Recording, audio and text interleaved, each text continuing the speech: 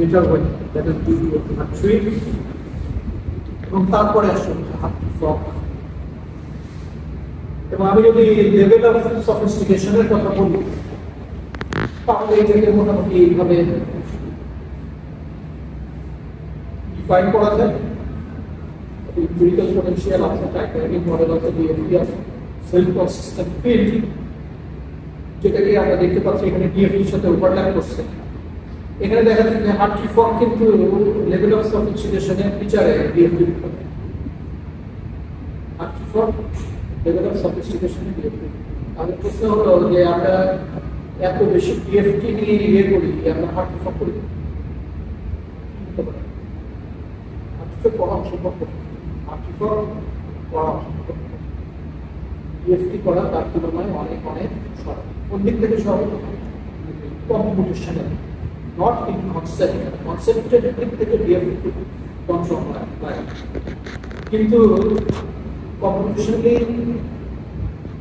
যদি কোডিং করে করতে চাই তাহলে ডিএফটি করতে আমার অনেক লো কনফিগারেশন, মানে অনেক হাই লোকাল কনফিগারেশনের কম্পিউটারকে করতে পারবে, মানে কম সময় লাগবে, এফিসিয়েন্সি হার্ট্রি ফর্কের সাথে ওভারল্যাপ করে। এই জন্যই ডিএফটি কিন্তু এত পপুলার।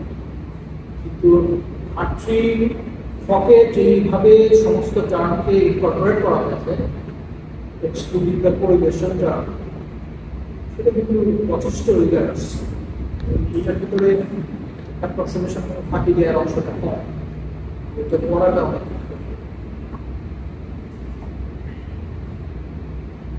আচ্ছা কি করছে এই কোয়েশ্চেনটা কি বলবো, ঠিক আছে কোশ্চেন সেটা হলো উনি হ্যাবিটের ভিতরে সবচেয়ে সহজ আমি হিলিয়াম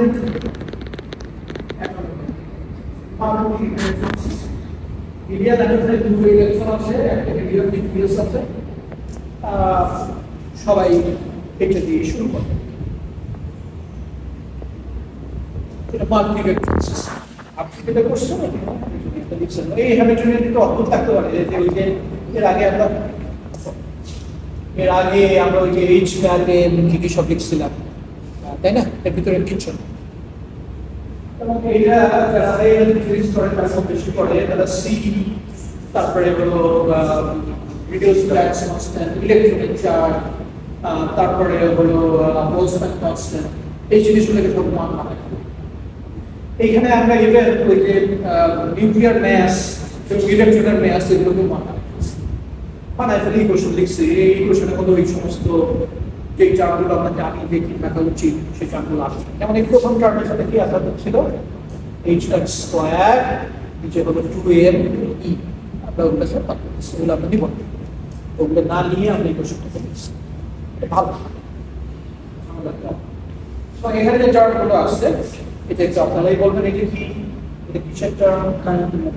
তার কাইনেটিক প্রথম ইলেকট্রন,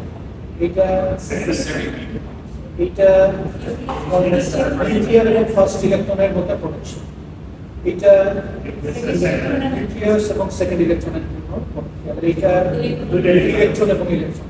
একটা খেয়াল করেন এখানে যে টার্মগুলো আছে এইটা প্রথম ইলেকট্রনের কোঅর্ডিনেটের উপর ডিপেন্ড করে, এইটা দ্বিতীয় ইলেকট্রনের কোঅর্ডিনেটের উপর ডিপেন্ড করে, এইটা নিউক্লিয়ারের রেসপেক্টে প্রথম ইলেকট্রনের পজিশনের উপরে, এটা নিউক্লিয়ারের রেসপেক্টে দ্বিতীয় ইলেকট্রনের পজিশনের উপর ডিপেন্ড করে। কিন্তু এইটা একটা খারাপ টার্ম, এটা দুইটা ইলেকট্রনেরই পজিশনের উপরে, এইটা হচ্ছে দুটো ইলেকট্রনের কোঅর্ডিনেট।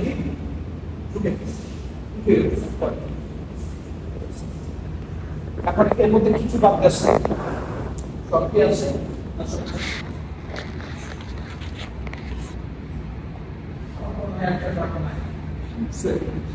তবে প্যারালাল আর এন্টি প্যারালাল হলে একটু এখন ওই জায়গায় যায়নি, এখন ওই জায়গায় এমনি এটার দিকে তাকালেই বোঝা যায় যাচ্ছে।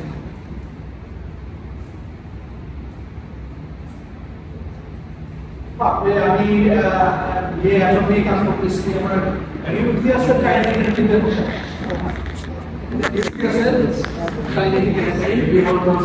এক্স্যাক্টলি নিউক্লিয়াসের কাইনেটিক এনার্জি এর ভিতরে কারণ নাই অনেক গুণে ভারী নিউক্লিয়াস একটা ইলেকট্রনের তুলনায় আমার যে নিউক্লিয়াস আছে ইন্ডিয়ার অ্যাটমে সেটা কত করে ভারী 1800 প্রায় 8000 গুণের বেশি 8000 কারণ হিলিয়ামের নিউক্লিয়াস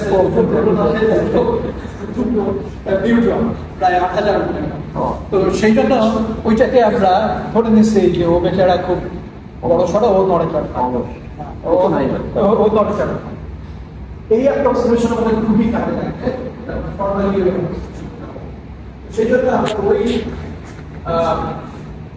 টার্মটা যদি এটাকে হ্যামিল্টনিয়ান বলছি স্পিকিং ওই টার্মটা থাকা উচিত ছিল কিন্তু ওই টার্মটাকে আমরা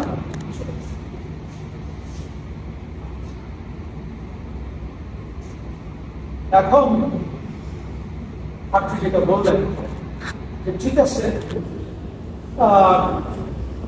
এইটাই আপনাদের যেগুলোকে ওয়ান করে করছি ইলেকট্রন এবং পটেনশিয়াল এটা ছিল হচ্ছে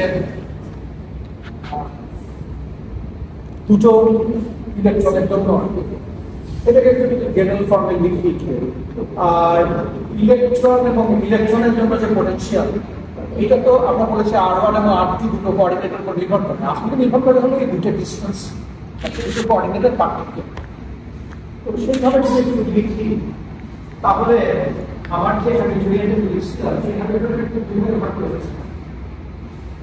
ভাগে ভাগ করে ফেলে মানে হচ্ছে যে প্রথম ইলেকট্রনের জন্য একটা হ্যামিল্টনিয়ান লাভ করা হয় প্রথম ইলেকট্রন এটা হলো দ্বিতীয় ইলেকট্রন অর্থাৎ এই টোটাল হ্যামিল্টনিয়ানটা হচ্ছে এই দুটো টার্মের সমষ্টি এবং এটা কিন্তু ইন্ডিপেন্ডেন্ট ইলেকট্রন অ্যাপ্রক্সিমেশন এই ইন্ডিপেন্ডেন্ট ইলেকট্রন অ্যাপ্রক্সিমেশনটা পিছনে যেটা আছে সেটা হচ্ছে ফিল্ড আমি বলছি ইলেকট্রনগুলো কি আসলে ইন্ডিপেন্ডেন্ট ওকে কারণ আমার এর মধ্যে ইন্টার ইলেকট্রনিক টার্মটা আছে কিন্তু আপনি যদি ইন্ডিপেন্ডেন্ট ইলেকট্রন হিসেবে ট্রিট করতে চান আর ট্রিট করতে চান আপনি যদি না করতেন তাহলে কি হবে আপনি সেই প্রবলেম সলভ করতে পারতেন না বলেই তাকে ইন্ডিপেন্ডেন্ট ইলেকট্রন অ্যাপ্রক্সিমেশনে চলে যেতে পারতেন সিম্পলি হতো না সলিউশন আমরা জানি টু বডি প্রবলেম থেকে থ্রি বডি প্রবলেমে চলে গেলেই বিশাল ঠিক আছে আপনি নিউক্লিয়াসকে যদি একা ধরি থ্রি বডি দুটো ইলেকট্রন আছে এবং একটা নিউক্লিয়াস আছে এবং তাদের ভিতরে আলাদা আলাদা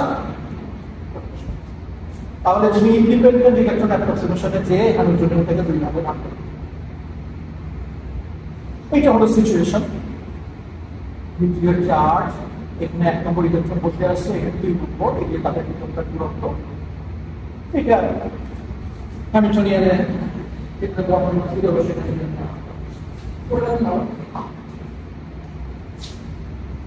এইখানে তিনি একটা ঘটনা ঘটাইছেন এই ঘটনাটা তিনি যে ঘটাতে পারছেন এটা অনুমতি তিনি পেয়েছেন কোথা থেকে অনুমতি পেয়েছেন তিনি তার অ্যাপ্রক্সিমেশন সেই অ্যাপ্রক্সিমেশনটা কি ইন্ডিপেন্ডেন্ট ইলেকট্রন অ্যাপ্রক্সিমেশন এবং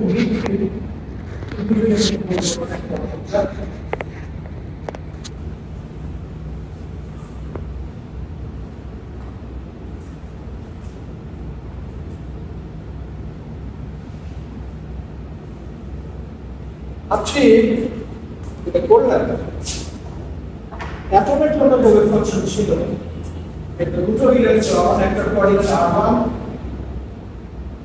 একটা পরে R2 এটাকে এই function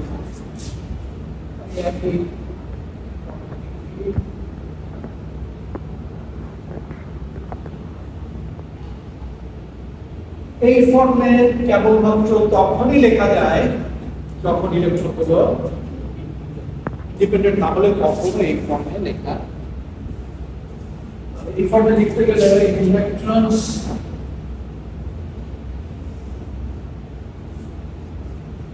must be one of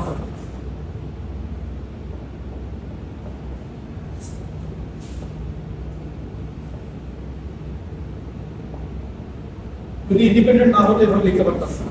এইটা কি আপনারা সবাই সবাই আমাদের কাছে পরিষ্কার? এর মানে কি? এইটার মানে কি? এইটার মানে কি?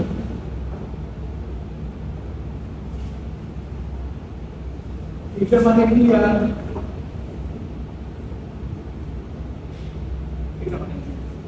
প্রথমটার মানে হলো 1 নম্বর পজিশনে আর 1 নম্বর ইলেকট্রনে, দ্বিতীয়টার মানে হলো 2 নম্বর পজিশনে আমার 2 নম্বর ইলেকট্রনে। এই দুটো নিয়েই কিন্তু এই যে হ্যামিল্টনিয়ানটা দুই ভাগে ভাগ করা হয়েছে।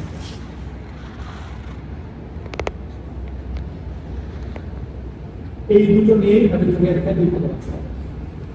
এই হ্যামিল্টনিয়ানটা হচ্ছে 1 নম্বর ইলেকট্রনের জন্য, এই হ্যামিল্টনিয়ানটা হচ্ছে 2 নম্বর ইলেকট্রনের।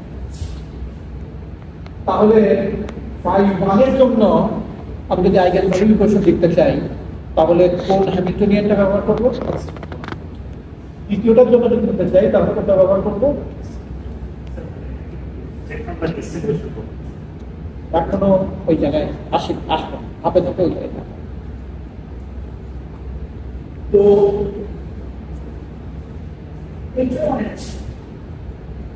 এটার মানে হলো এইখানে একটা ইলেকট্রন আর এইখানে একটা ইলেকট্রন। এটার মানে হলো 1 নম্বর ইলেকট্রনটার জন্য এই ওয়েভ ফাংশন এবং 2 নম্বর ইলেকট্রনের জন্য এই ওয়েভ ফাংশন। এন্ড মানে হচ্ছে মাল্টিপ্লিকেশন কোয়ান্টাম মেকানিক্সের first electron is in the state of phi1 and the second electron is in the state of phi2. এদের দুটোর ভিতরে যদি কোনো ধরনের ওভারল্যাপ থাকতো তাহলে সিম্পল মাল্টিপ্লিকেশন কাজ, ঠিক আছে? কথাটা হলো ইলেকট্রনিক ইন্টারঅ্যাকশন আমরা ডিপেন্ডেন্ট ফর্মে লিখছি, তাতে তো কোথাও না কোথাও একটা সমস্যা রয়েছে। সেই সমস্যার সমাধান হলো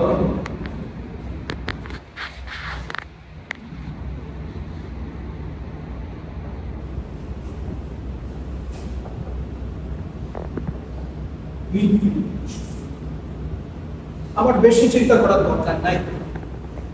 আমি ভাবছি 1 নম্বর ইলেকট্রন নিয়ে যখন আমি আলাপ করতেছি সেই ইলেকট্রনটা একটা ইফেক্টিভ ইলেকট্রনিক পটেনশিয়ালের আন্ডারে আছে।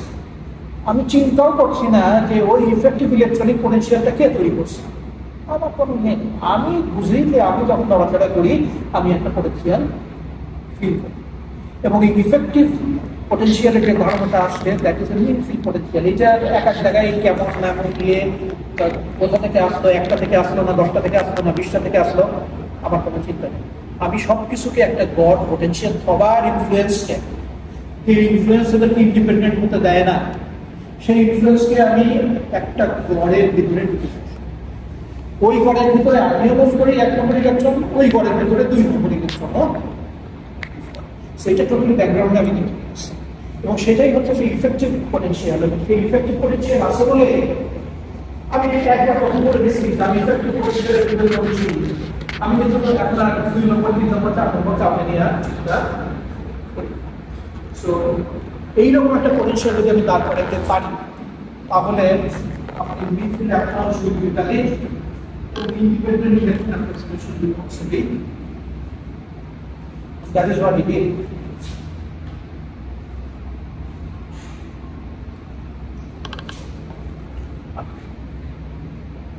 ভালো, তাহলে তাই যদি ঘটে আমি এখন এনার্জির এক্সপেকটেশনটা বের করতে আমি আমার এনার্জির এক্সপেকটেশন ভ্যালু বের করতে চাই। এইটা হলো আমার energy expectation value in terms of সাই। আমি এটাকে এইভাবে লিখতে পারি, ইন টার্মস অফ ফাই এটাকে আমি এইভাবে লিখতে পারি। তাহলে প্রত্যেকটা ফাই এর জন্য ফাই1 এক পরিবর্তনের জন্য ফাই2 পরিবর্তনের জন্য যদি এটা মাল্টি ইলেকট্রন সিস্টেম হতো আরো বেশি বেশি ইলেকট্রন থাকতো তাহলে 3 4 5 6 whatever, তার জন্য এনার্জি বের করার প্রেসক্রিপশন হচ্ছে এইটা। 1 নম্বরের জন্য যদি নিই তাহলে এখানে হ্যামিল্টনিয়ান ওই যে দুইভাবে এখন দেখতে ভাগ করছে তার জন্য, আর এইটা তো হচ্ছে নরমালাইজেশন কন্ডিশন, তাই না? তাহলে প্রত্যেকটা থেকে আসলে আলাদা আলাদা যে আইগেন ভ্যালু ইকুয়েশন তৈরি হয় সেটা কেমন হলো। এবং এখানে যে অর্বিটালগুলো আছে সেগুলো সবই হলো 1 ইলেকট্রন তাহলে টোটাল সিস্টেমের জন্য যদি আমি সলিউশন বের করতে চাই তাহলে এরকম অনেকগুলো নন ইলেকট্রন অরবিটাল আমার নিতে হবে এবং depending on the orbital nature অরবিটালের জন্য ওয়েভ ফাংশন হয়তো আলাদা হতে পারে। ঠিক আছে?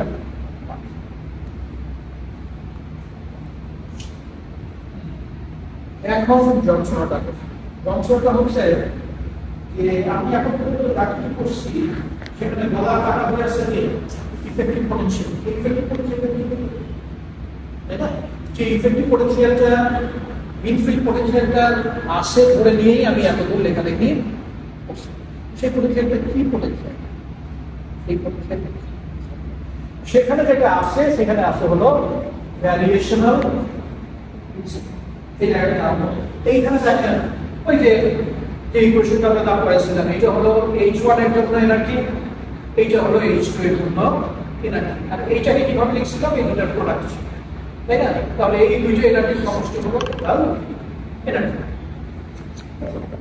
এখন আমার তো ইফেক্টিভ পোটেনশিয়াল বের করতে হবে, এবং ইফেক্টিভ পোটেনশিয়াল যদি বের করতে চাই ইফেক্টিভ পোটেনশিয়ালের ফর্মটা হবে হচ্ছে এইটা।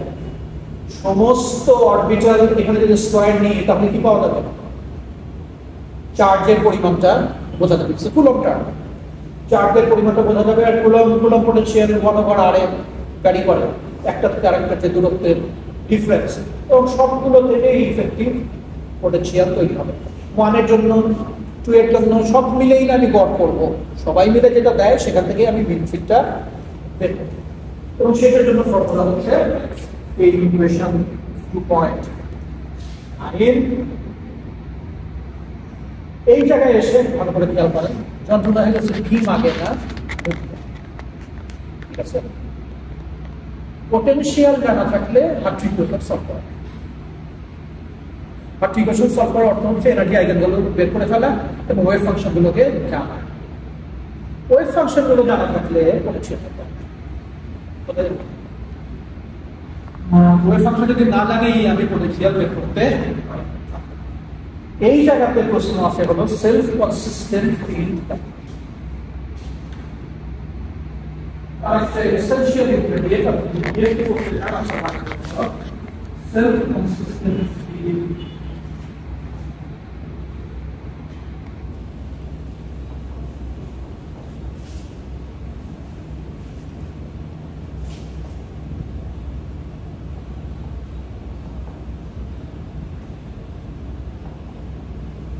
বারবার হার্ট্রিতে আসবে, হার্ট্রি ফকে আসবে, whatever you want to do, আমাদের সেলফ কনসিস্টেন্ট ফিল্ড আপনার সলিউশনের ভিতরে।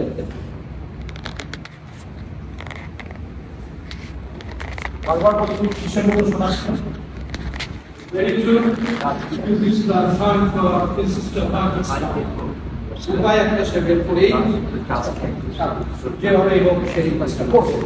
এখন এই কাজটা এই যে এইখানে সেই কথাবার্তাগুলো বলা আছে এবং সেলফ কনসিস্টেন্ট ফিল্ডের কথা বলা আছে, কথাবার্তাগুলো একটু দেখা যেতে পারে। তারপরে আমি বলবো আসলে আমরা কেউ কেউ যারা নিউমেরিক্যাল ক্যালকুলেশন করছি তারা এই কাজটা করি আর কি।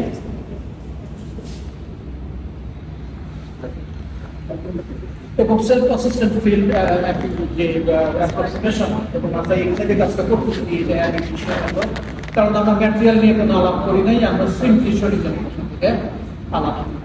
তারপরে অ্যাপ্রক্সিমেশন যেটা আসছে কেয়ার অ্যাবাউট দ্য ম্যাটেরিয়াল, আমরা প্রসেসের ভিতরে আসি এবং প্রসেস স্পেসিফিক ম্যাটেরিয়ালের জন্য কি ভ্যালু দেবে সেটা তৈরি করতে আগিয়ে বলেছেন। সে জায়গায় যাবো না, আলাপটা এখানে করি নাই, পরে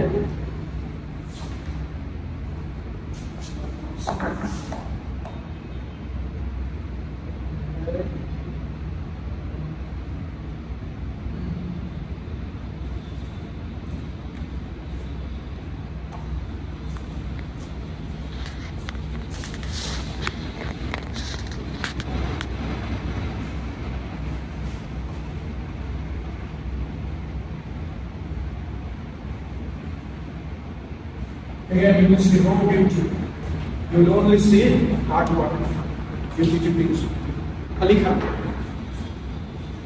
তবে আপনি রয়েছে ক্যালকুলেটেড কেস বলে একটা কথা আছে না, যে কাউকে যদি আন্দাজ করতে বলে যে হাতি দেয় তাকে হাতি আন্দাজ করে আহত, সে তাকে যদি বলা যায় সারা জীবন ধরে তুমি ছবি আঁকলাম তার বয়স কয়েক বিলিয়ন বছর আগে, তাহলে সে সম্ভব একটা হাতি এঁকে ফেললেও ফেলতে পারে। কিন্তু কেউ যদি হাতিটা আশেপাশে আচ্ছা একটা ধারণা থাকে তাহলে তার জন্য আর অত সময় লাগে। তাহলে হোয়াট উই ডু, আমার দুটো ইকুয়েশন আছে, একটা হলো H1 একটা হ্যামিল্টনিয়ান ওয়ার্কিং অন ∅1,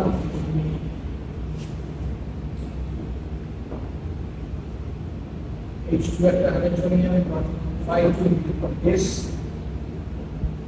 এবং psi সমান হলো ∅1 মাল্টিপ্লাই বাই ∅2। আরো একটা আমার কি জানা আছে ইফেক্টিভ পোটেনশিয়াল,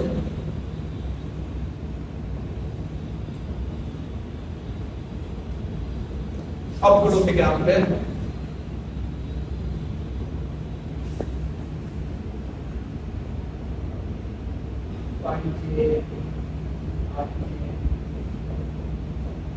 স্কয়ার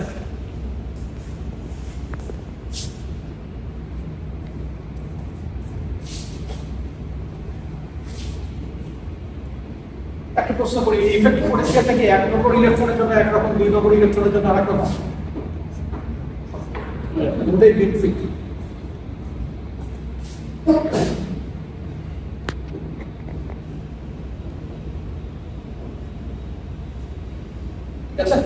এই আমি এই জায়গায় নিয়ে আমি কি এখন ওই যে ফিজিক্সে ভালো আর একটা এডুকেটেড এবং সে এইটা নিয়ে শুরু করবে, ঠিক আছে? এইটা নিয়ে যদি সে শুরু করে তাহলে এই দুটো সম্পর্কে কি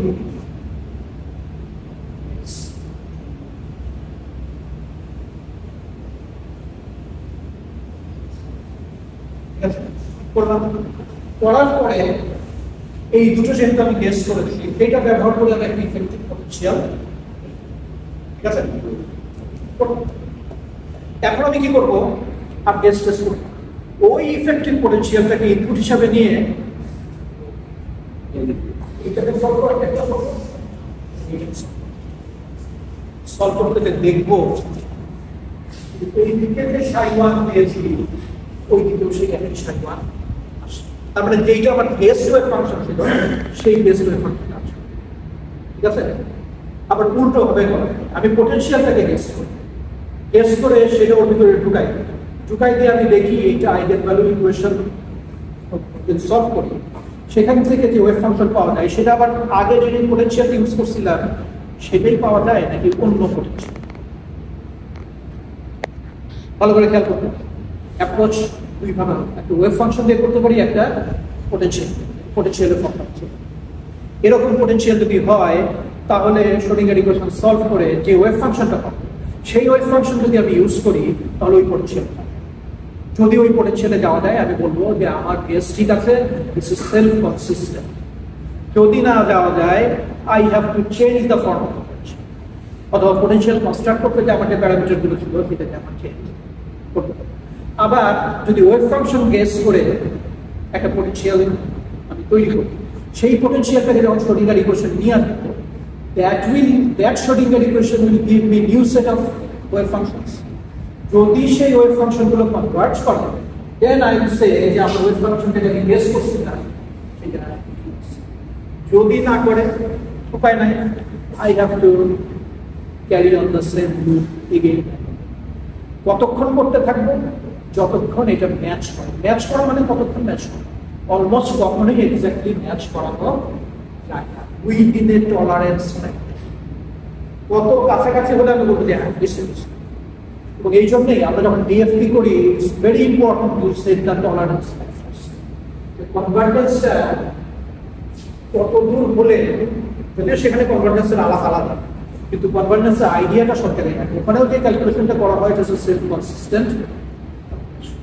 আমার কনভার্জেন্সটা কত কাছাকাছি আসলে আমি বলবো যে it has been a very good case of the potential of the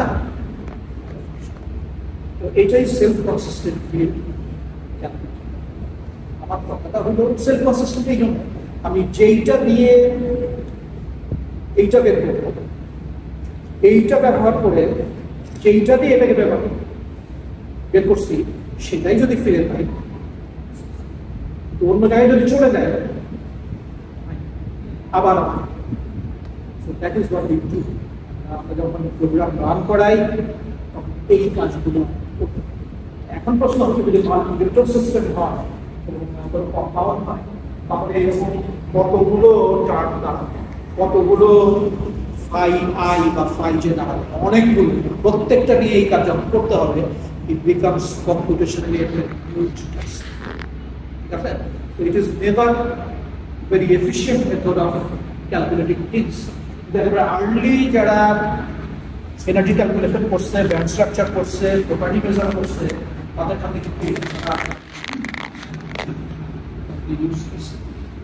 তো এইটা দরকার। জিএফটিতে বললাম যে আমরা একই লাইনে আমার বানাতে হবে। It is kind of previously আলাপ খেলাম কি না। যেমন একজন বলছিল যে এখানে যে ইলেকট্রনের কথা চিন্তা করছি আমরা মোটেই অ্যান্টিসিমেট্রিক নেচার, ইলেকট্রন আইডেন্টিক্যাল এবং এক্সচেঞ্জ করলে কি ঘটে না ঘটে, quantum mechanical character of the electrons true সেন্সে এর ভিতরে হিসাবে আনা। কিন্তু অন্যান্য হিসাবের থেকে এটা বেটার হিসাব কোন দিক থেকে, যে এই পোটেনশিয়াল গুলো এখন কিন্তু এক্সপ্লিসিটলি এর ভিতরে চলে আসছে, ব্লক পোটেনশিয়ালকে কিন্তু আমি এর ভিতরে নিয়ে আসি, ইন্টার ইলেকট্রনিক ইন্টারাকশনকে এর ভিতরে নিয়ে আসি, পেরিওডিক কি পেরিওডিক না এগুলো নিয়ে কোনো একটা আলাপ আমি করি না, ভেরি জেনারেল সেই কাজগুলো করছি। কিন্তু ওই যে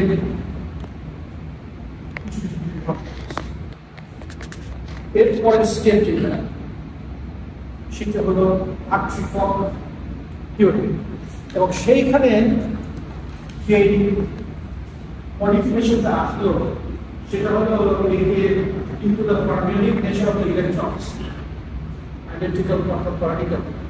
আপনি যে এক্সচেঞ্জ সিমেট্রি আছে সেই এক্সচেঞ্জ সিমেট্রিটা আর্ট্রি থিওরি করে যেটা ছিল। তাহলে খুব সহজ কথায় যদি কেউ কিছু বলতে চায় তাহলে হার্ট্রি এবং হার্ট্রির ভিতরে পার্থক্য দেখেছে যে হার্ট্রির ভিতরে এক্সচেঞ্জের কোনো বালাই নেই, হার্ট্রি ফর্মের ভিতরে এক্সচেঞ্জ এবং সেটা বলে আসছে আমরা এই ধরনের ওয়েভ ফাংশন থেকে সরে আসছি। আপনি ইউজ করছেন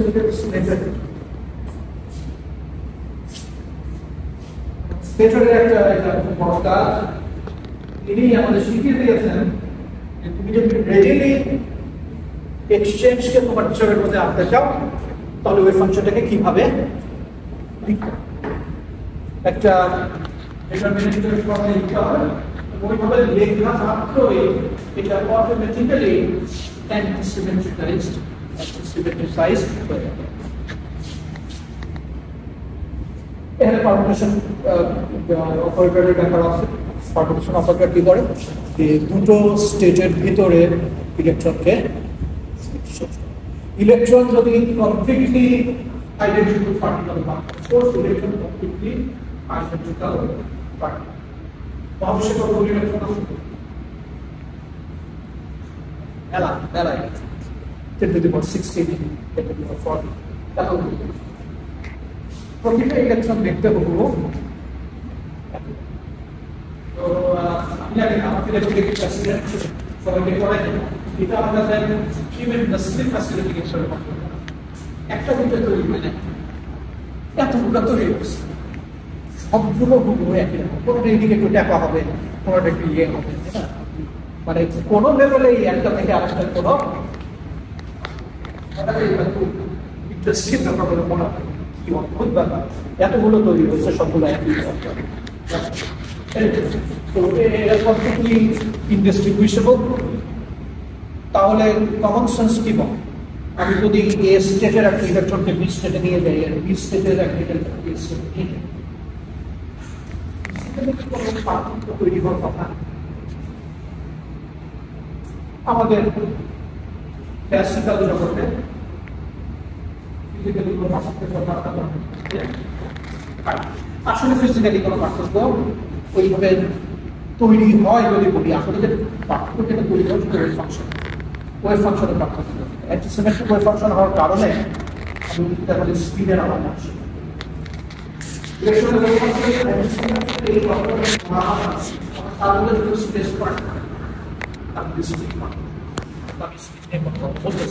এবং অ্যান্টিসিমেট্রিক প্রপার্টি যেটা ইলেকট্রনের, সেইটা স্পিন এবং স্পেস পার্ট দুটো মিলে অ্যান্টিসিমেট্রিক, দুইটা মিলে অ্যান্টিসিমেট্রিক, শুধু স্পেস পার্ট। ওই জায়গায় এখন আমরা আসি নাই, তো কথাটা হলো যখন আমরা চেঞ্জ করি তখন অ্যান্টিসিমেট্রিক হওয়ার কারণে যেটা ওয়েভ ফাংশনের ঠিক নোট পরিবর্তন, প্লাস থেকে মাইনাস হয়, আবার যদি চেঞ্জ করি সেটা আবার আগে জায়গায় ফিরে আসে। সো এইটা একটা একেবারে বিভিন্ন ধরনের কোয়ান্টাম মেকানিক্যাল এনার্জি ফর্মের সৃষ্টি করে ইন্টারেস্টের কারণ, এবং সেটাই হলো এক্সচেঞ্জ এনার্জি, এবং সেটা বের করার জন্য এক্সচেঞ্জ ইন্টিগ্রাল বলে একটা ইন্টারেস্টের দরকার আছে, সেটা আমরা দেখব। এবং that is a very important, খুবই ইম্পর্টেন্ট। ম্যাগনেটিজমের পিতামাতা সবকিছু, রিয়েল ম্যাগনেটিজমের পিতামাতা সবকিছু। তো এই জিনিসটা আমি যখন এইভাবে লিখছিলাম, এর ভিতরে কোনো রকম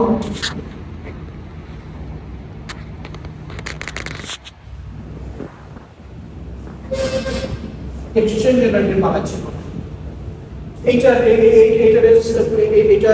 সবসময় সিমেট্রিক, এটাকে অ্যান্টিসিমেট্রিক বানানোর কোনো উপায় নেই, এটাকে অ্যান্টিসিমেট্রিক বানানোর কোনো উপায় নাই। এটা এমনভাবে লেখা হয়েছে,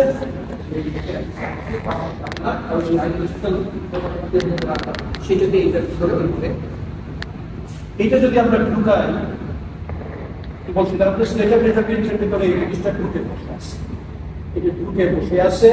যেমন ইলেকট্রনের আসলে ওয়েভ ফাংশন কেমন হওয়া উচিত, এইটা কোয়ান্টাম মেকানিক্সের আলোচনাতে আসলে পুরোপুরি স্যাটিসফাই করে। এই দুটো ফর্ম পুরোপুরি স্যাটিসফাই করে। এই ওয়েভ ফাংশনটা বলছে যে একটা ইলেকট্রন এই পজিশনে আর একটা ইলেকট্রন, এই ওয়েভ ফাংশনটা বলছে যে 1 নম্বর ইলেকট্রনটা এখানে চলে গেছে, 2 নম্বর ইলেকট্রনটা আমি এক্সচেঞ্জ করছি। এবং যেহেতু ইনডিস্টিংগুইশেবল, কেউ কি বলতে পারবে যে আমি যে ইলেকট্রনের ওয়েভ ফাংশন তৈরি করছি তার জন্য এইটা ঠিক, এইটা ঠিক।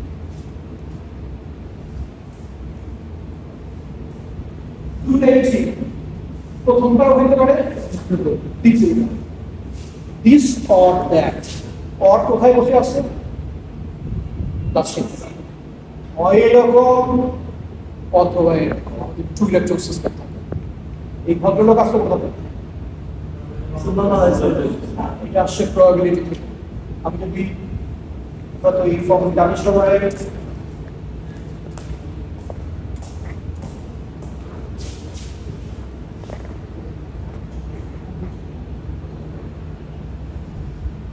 এই ফর্ম আমরা সবাই জানি, কমপ্লিটনেস থেকে আসে, এবং এই যে CN স্কয়ার আছে, এটা তাৎপর্য কি, এনার স্টেটে থাকার তাহলে কোথায় যাচ্ছে, এখানে C1 এবং C2 ভ্যালু কত, আমরা C1 এবং C2 ভ্যালু কত, 1/√2, দুইটার ভ্যালু হচ্ছে 1/√2। স্কয়ার করলে প্রবাবিলিটি পাওয়া যাবে, সেটা কত, আমার আসলে হয় এই অবস্থায় আছে অথবা এই দুটোর দিকে তাকালে, যেহেতু ইলেকট্রন গুলো আইডেন্টিক্যাল, কেউ বলতে পারবে না যে কোনটা কোনটা, কিন্তু সম্ভাবনা কিন্তু এই অবস্থায় যদি আমি লিনিয়ার কম্বিনেশন করি, দিস উইল বি সিমেট্রিক। আমি যদি এইটাকে এখানে নিয়ে যাই, এটাকে এখানে নিয়ে যাই, এটাকে এখানে নিয়ে যাই, এটাকে এখানে নিয়ে যাই, এটার কোনো রকম পরিবর্তন। কিন্তু যদি আমি এইভাবে লিখি, এখানে C1 কত, C2 কত,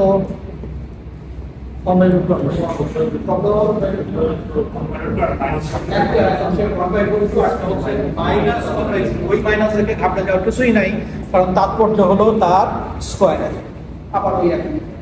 তো এইখানে আমি যদি এক্সচেঞ্জ করি তাহলে কি হবে, এইটার সাইন, এটাই হলো অ্যান্টিসিমেট্রিক। এর থেকেও ভয়ঙ্কর কথা কোন জায়গায়, আমি দুইটাকে যদি একই স্টেটে নিয়ে যে ফেলি, মানে একই জায়গায় নিয়ে যদি ফেলি, তাহলে এটার কারণ কি কেমন হবে? জিরো হয়ে যাবে।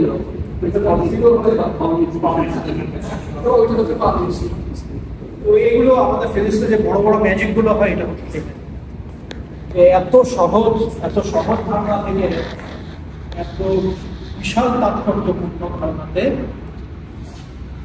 তাহলে ইলেকট্রনের যে ওয়েভ ফাংশন হতে পারে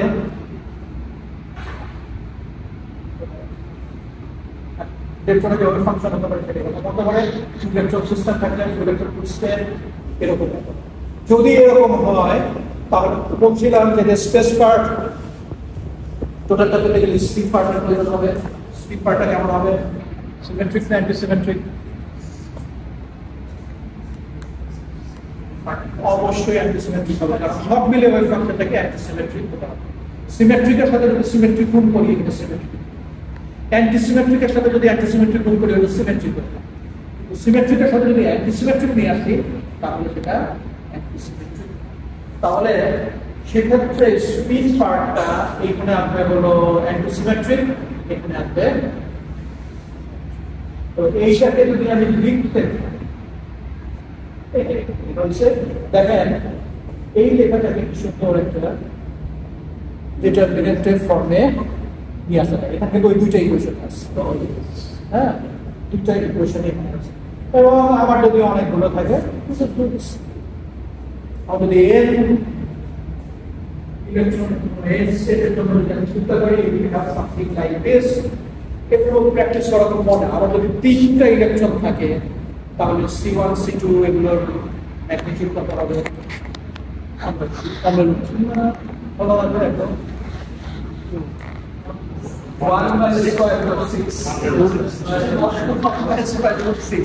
6টা টার্ম আছে। তো দেখতে হবে সেখানে যোগ বিয়োগ করে কি করে সিমেট্রিক এবং অ্যান্টিসিমেট্রিক বানাবো। এই চার্টে একটা কম্বিনেশন হবে হলো সিমেট্রিক কম্বিনেশন, একটা কম্বিনেশন হবে অ্যান্টিসিমেট্রিক কম্বিনেশন। তো যাই হোক, এটা হলো স্লেটার ডিটারমিনেন্ট। তাহলে আপনি যে কাজটা করছিলেন সেখানে সাই ছিল হচ্ছে জাস্ট প্রোডাকশন। এখন যেটা করে বললো না, ওইভাবে ওই ফাংশন নেওয়া যাবে না। স্লেটার ডিটারমিনেন্ট, এটা ডিটারমিনেন্ট ইউজ করতে গেলে কি হবে? একটু আগে লাইফটা বেশ কঠিন ছিল, এখন কেমন হয়ে যাবে? আরো অনেক বেশি কঠিন হয়ে যাবে। বাট এটা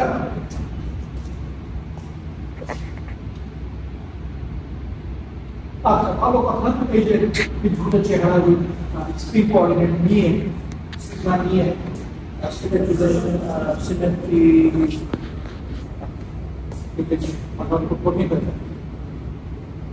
করতে গেলে এনার্জি চার্টের এরকম চেহারা হয়। আমি আর এর ব্যাখ্যার মধ্যে যাই না, এটার ব্যাখ্যার মধ্যে যাচ্ছি না এই জন্য যে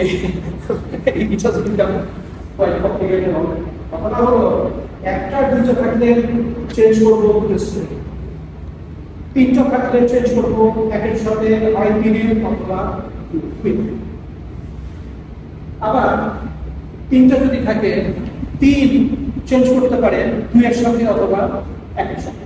এখন 1 এর সাথে 3 চেঞ্জ করা যায়, 3 এর সাথে 1 চেঞ্জ করা কি কাটতে আলাদা কিছু? So there will be terms যেটা করে রিপিটেডলি আমার হিসাবে করতে এবং সেগুলোকে তোমার আস্তে আস্তে বাদ দিতে হবে। তাছাড়া আমি ডাবল কাউন্টিং, ট্রিপল কাউন্টিং আমি একই হিসাব বারবার করতে থাকবো। তো সেখানে পারমিউটেশন কম্বিনেশনের একটা গুরুত্বপূর্ণ ব্যাপার আছে যে টার্মের সংখ্যা আসলে কতগুলো হবে। তাহলে এখানে ওই এনার্জি বের করতে গেলে কি করতে হয়? সবসময় ওই যে ম্যাট্রিক্স এলিমেন্ট তৈরি করতে হয় between two state vectors and wave function. এবং হ্যামিল্টনিয়ানটাকে মধ্যে রাখতে হয়, মধ্যে রেখে সেই কাজটাই করা হয়েছে। এবং এইটাকে যদি আমরা আনি, এখানে অর্থগত ইলেকট্রিক কন্ডিশনের ব্যাপার আছে। এই ফাংশনগুলো অর্থগোনাল, তাহলে এই কিছু কিছু ইকুয়েশনের কারণে জিরো হয়ে যাবে, ওগুলো নিয়ে আমাদের অত কষ্ট করতে হবে না। কিছু কিছু টার্ম জিরো হবে না। এবং আমরা দেখবো টু ইলেকট্রন ইন্টিগ্রাল, যেটা আমরা দুটো ইলেকট্রন যদি করি বা মাল্টি ইলেকট্রন ইন্টিগ্রাল যদি আমরা করি, তাহলে সেখানে দুটো না, একটা নতুন টার্ম চলে আসে, যেই টার্মটা হার্ট ট্রির ভিতরে ছিল। হার্ট ট্রির ভিতরে এই টার্মটা ছিল না, সেই টার্মটা আমরা বুঝলাম। এইটা ওই যে স্লেজার ডিটারমিনেন্ট ফর্মে ওয়েভ ফাংশন লেখার কনসিকুয়েন্স। তাহলে এইটা এই টার্মটার অ্যাপিয়ারেন্সের পিছনে যে কারণটা আছে সেই কারণটা কি? অ্যান্টিসিমেট্রিক ওয়েভ ফাংশন এবং পার্টিকেল এক্সচেঞ্জের ফলাফল। এবং সেই ফলাফল আমরা যদি করি, এই ইন্টিগ্রালগুলো দেখানো আছে এখানে, দেখে এই ইন্টিগ্রালগুলো খুব মজার। এটা কি? এখানে দেখেন এই দিকেও যেই ফর্ম, এদিকেও সেই ফর্ম, তাই না? I/R1 J/R2 I/R1 J। এটা কি? 1/R12। এটা সিম্পল কুলম্ব টার্ম। এটা সিম্পল কুলম্ব টার্ম। এটা কোনো রকম এক্সচেঞ্জের ঘটনা কিন্তু আমরা ওই এক্সপেনশনের মধ্যে দেখতে পাই নন জিরো একটা টার্ম আছে, যেখানে এখানে দেখেন R2, এখানে হলো R1, এখানে হলো R1, এখানে হলো R2। আমি ইলেকট্রন এক্সচেঞ্জ করছি, this term is not finite value, আমি যেই প্রসেসে হিসাব করেছি। তাহলে এইটা কি? এই যে টার্মটা নতুন টার্ম আসলো, যেটার কোনো অ্যানালজি ফক পিকচারে নাই, কি বলে হার্টসি পিকচারে নাই, এটাই হলো এক্সচেঞ্জ এনার্জি টার্ম, যেটা ওই এক্সচেঞ্জ সিমেট্রির কনসিকুয়েন্স। ঠিক আছে? তাহলে এই যে দুটো অপারেটর জে এবং কে, এদের একটাকে আমরা বলি কুলম্ব অপারেটর জে, আর কে দিয়ে যেটা বলি সেটা হলো এক্সচেঞ্জ। ঠিক আছে? এগুলো দেখে ভয় পাওয়ার কিছু নাই।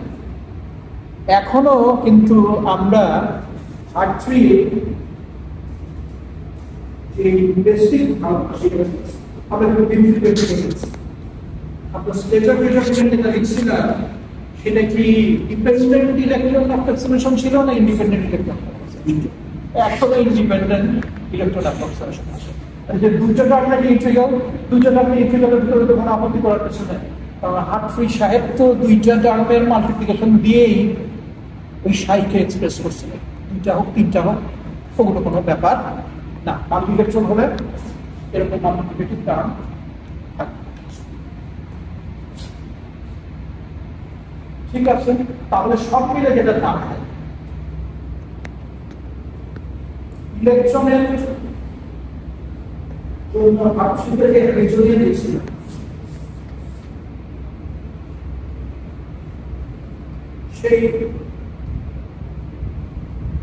সেই হ্যামিল্টনিয়ানের part of that Hamiltonian experience Coulomb term technology, এই কুলম্ব টার্মটাকে এর মধ্যে নিচ্ছে। আর এইখানে আসছে হলো এই পুরো প্যারামিটারটার একটা নাম আছে, এটাকে বলে ফগ কম্পোনেন্ট। এটাকে বলে ফগ কম্পোনেন্ট। মানে এর ভিতরে সমস্ত এনার্জিটুকু আছে, তার মধ্যে হার্ট্রিতে যে এনার্জিটুকু ছিল সেটুকু আছে, আবার এক্সচেঞ্জ সিমেট্রির কারণে যে এক্সচেঞ্জ এনার্জি টার্মটুকু আসলো সেটুকু এর ভিতরে আছে। তাই যদি থাকে তাহলে এইটাকে এখন আমার হ্যামিল্টনিয়ান, এবং ওয়ান ইলেকট্রন লেভেলে আমি যদি সলভ করতে চাই দুই সুবিধা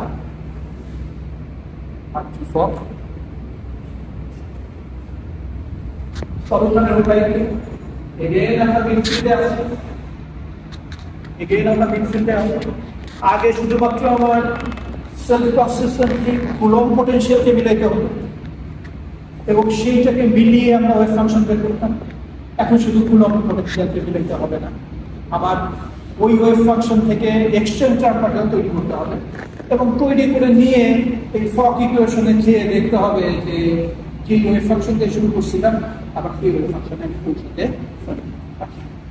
তো এইখানে অনেকখানি প্রোগ্রেস আমরা আপনারা নিউক্লিয়াস ইগনোর করেছি, আরো নিজের আলাদা, এবং তার সাথে আমরা এক্সচেঞ্জ ইন্টারাকশনকে ঢুকাই। তো এই সব কিছু মিলে এই Hartree-Fock ইকুয়েশন এবং it's very effective way of, not effective না, but rigorous, more rigorous. এবং যদি পড়া যায়, যদি করতে পারে তাহলে যদি ভালোভাবে কম্পিউটেশনের সুযোগ থাকে সে আমার শুধু এই সুযোগ ঠিক আছে। তাহলে এখানে নানান ধরনের অ্যাপ্রক্সিমেশন কমপ্লেক্সিটির ব্যাপার আছে, এগুলো আমি আসলে বলছি অন্যরকম ভাষায় বলা আছে। তাহলে এটা কিভাবে করা হয়? এটা কথা set up the information calculate for system declare coordinate declare করা number of electrons initial reference particles. ওইটা পার্টিকেল একটা কিছু গেস করতে হবে, এটা আপনি গেস করবেন। তারপরে ফক অপারেটর থেকে ফক ইকুয়েশন আপনি সলভ করতে হবে এবং সেই সলিউশন থেকে পটেনশিয়াল পাওয়া যাবে। সেই পটেনশিয়াল আবার আমাকে ঘুরিয়ে ঘুরিয়ে সেলফ কনসিস্টেন্সি চেকটা করতে হবে। এখানে এক্সচেঞ্জ এবং পুরো পটেনশিয়ালটা প্রতি কিছু পরপরটা আছে। এই বর্তমান 20 মিনিট আমরা শেষ জায়গায় চলে আসছি, বিএফডিতে গেলাম। কোরিলেশনের জন্য সমস্যাটা খুব বেশি। সবচেয়ে বড় চ্যালেঞ্জ হলো এই কোরিলেশন চার্ট থেকে আমরা দেখলাম কুলম্বের জন্য একটা কুলম্ব ইনসিডেন্স আছে, এক্সচেঞ্জের জন্য একটা এক্সচেঞ্জ ইনসিডেন্স। এখন পর্যন্ত ফিজিক্সে কোরিলেশন এনার্জির জন্য কোনো অ্যানালিটিক্যাল এক্সপ্রেশন নেই। তাহলে কোরিলেশন এনার্জিটা হচ্ছে ফরগেট অ্যাবাউট এক্সচেঞ্জ। যেহেতু লং রেঞ্জ কুলম্ব ইন্টারঅ্যাকশন আছে, এর ফলে একটু কথাটা পেছানো ব্যাপার ক্লিয়ার করবো। যেহেতু লং রেঞ্জ কুলম্ব ইন্টারঅ্যাকশন আছে, এর ফলে আসলে একটা ইলেকট্রন কোথায় থাকবে সেটা আরেকটি ইলেকট্রনের পজিশনটা কোথায় থাকবে, একটি ইলেকট্রনের মোশন সবসময় আরেকটি ইলেকট্রনকে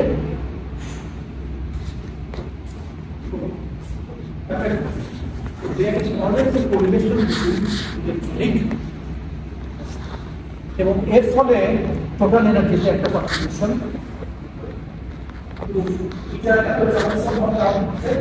এই কোরিলেশন চার্টটা কি করে বের করবে